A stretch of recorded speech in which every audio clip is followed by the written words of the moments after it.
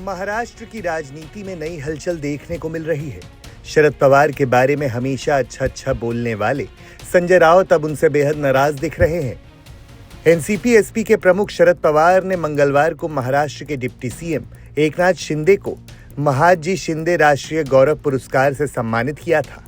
महाराष्ट्र के उप मुख्यमंत्री एकनाथ शिंदे को शरद पवार द्वारा महादजी शिंदे पुरस्कार से सम्मानित करने पर बवाल मच गया है। एकनाथ शिंदे को यह अवार्ड पुणे की सरहद संस्था के द्वारा दिया गया। शिवसेना प्रमुख को यह अवार्ड एनसीपी अध्यक्ष और 98वें all India Marathi literary conference के चेयरमैन शरद पवार ने अपने हाथों से दिया।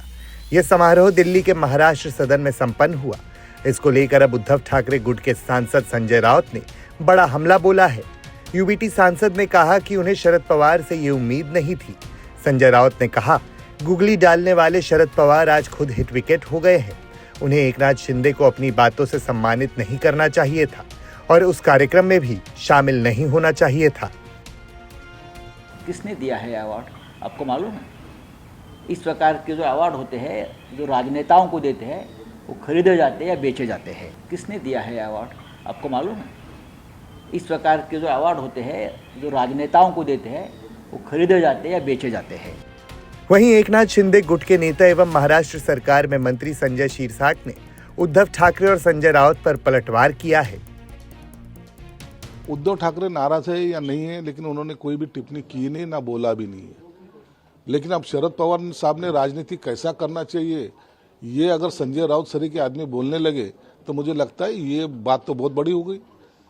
तो शरद पवार साहब इस बात को बर्दाश्त नहीं करेंगे। मुझे लगता है अभी उबाटा गठ का अंत करने में अब शरद पवार साहब जरूर जुटेंगे। संजय राउत ने जिस तरीके की टिप्पणी की है, इसका मतलब वो शरद पवार साहब को गद्दार कहने में भी आगे पीछे नहीं हटेंगे, वो गद्दार भी बोलने में कम नहीं करेंगे। महाराष्ट्र की राजनीति इस समय पूरे देश में सबसे जटिल है।